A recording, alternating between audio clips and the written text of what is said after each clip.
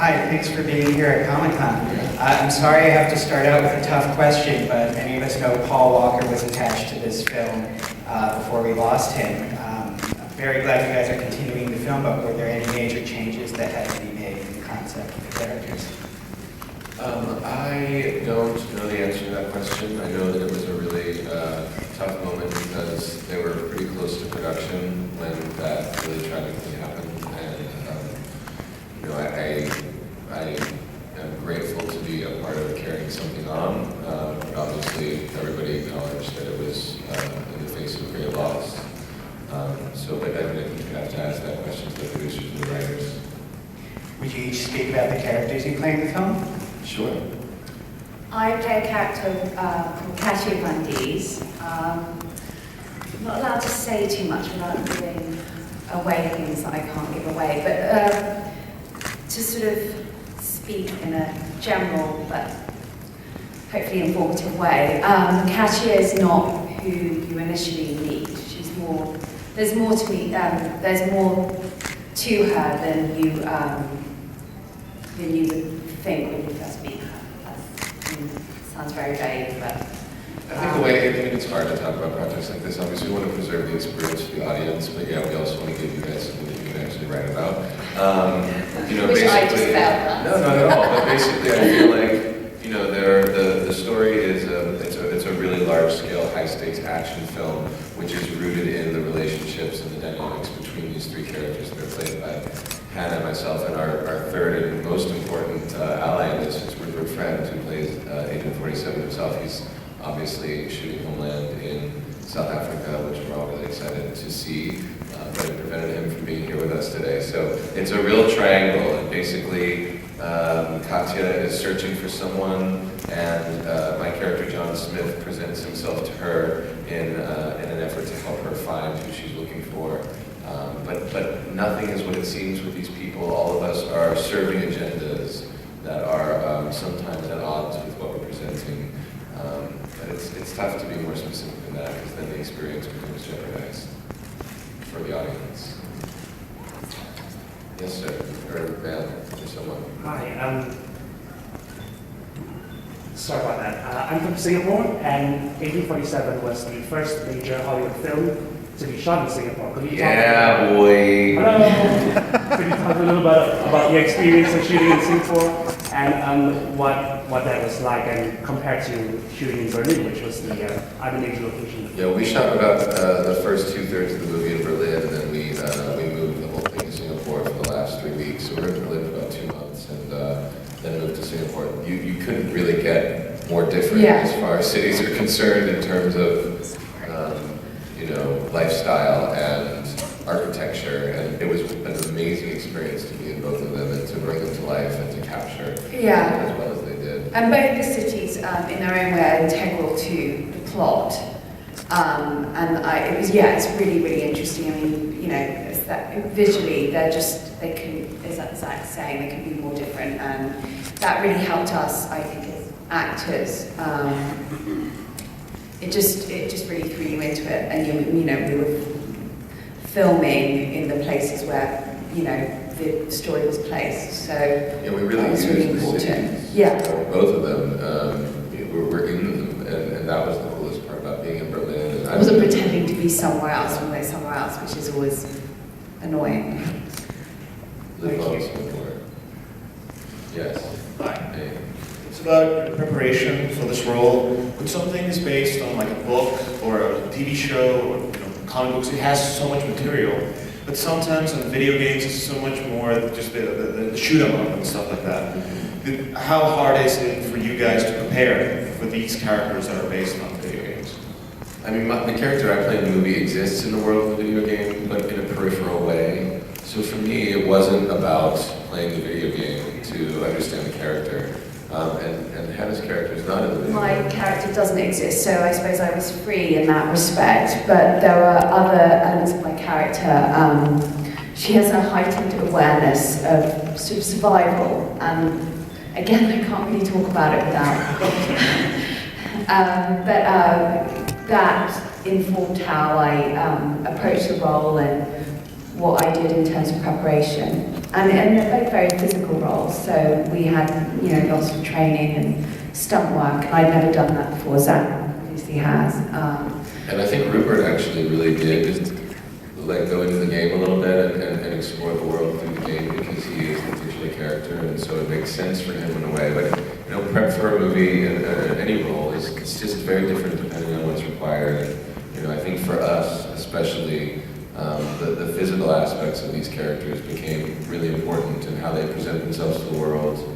But what's really going on, maybe something different, and then all the action sequences. So it was a lot of stunt training, prep work. It was great fun, actually. It was really challenging, but it was really, we had to throw ourselves in headlong, and that's always a good thing when you're forced to do that. Thank you very much. Thank you.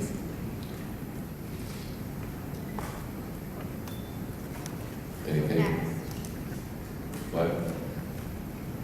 We good? Are we satisfied all curiosity? We're doubling up here. Oh, there she is. Oh. I'd like to hear a little bit more about the stunts that you did, the physical work you did. Which was the one that was the most challenging for you? There's a particular stunt that I do, which I never thought I would, and I have seen it in concerts that pop singers do, and it involves ropes. And I can't really say what it is without giving away some part of the story. You were suspended quite a bit. I was tied up and I was suspended. We had stunt training at the same place in Berlin. And I remember one day I showed up to start my stunt training, which was much more traditional, sort of hand-to-hand combat and gun work and stuff. And then I knew Hannah was coming a little bit later. And so I was like working and doing it in one part of the room, and I turned around at one point and she was literally like just hanging upside down. Sort of Cirque du Soleil. Yeah, like for Hannah, a lot of Cirque du Soleil stuff. For me, I think the most challenging stunt sequence we have in the movie is one where there's a close-range gunfire. And it was really interesting because we use actual, guns. And so I was closer than you and I are now with a gun going off, in my direction. So I've shot guns before and been shot at, but I had never, and it worked so intensely with handguns. And, I'm not a real big fan of handguns or weapons in general, which is ironic considering the kinds of movies I've done and stuff sometimes. But it was that for me was the most interesting challenge with the stunt side, because I've never done anything like that. Thank you so much. Sure. You guys must be, yes, so you're back. You are really just... I do have more questions. Keep going. Hannah, I don't know if this is too specific, but is there a femme fatale element to your character as far as the history of genre films goes? Is there a femme fatale quality to my character? Yes. There could be. When Hannah wears playing a character, how is there not a femme fatale quality to it, I wonder? Yes, there is. I think that Katya proves to be a stronger constitution than one might think she is. I mean, she's presented as quite an ordinary, she's never presented as ordinary, but a waif-like figure roaming Berlin searching for someone that she can't find. And soon enough you find out that she has strengths in other ways and abilities in other ways. And I think what's really exciting is that she discovers that while the audience are discovering it, she goes on this journey and she's sort of finding this out for herself. And there might well be some femme fatale qualities.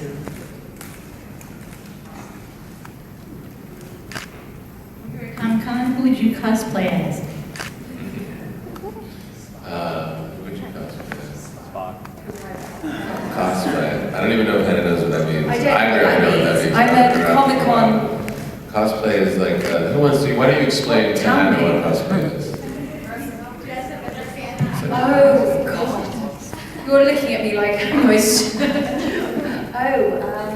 I'd like to be Batman, actually. Yeah. When I was younger, I always thought, when people asked me what they thought God looked like, I always imagined Batman. And I didn't realise. No, I always thought this very handsome, sort of chiseled man with a sort of spandex symbol on his head. And then I realised I was actually imagining Batman, but yeah. Well, if Hannah's going to be Batman, then I better be Robin. Sorry. Go ahead.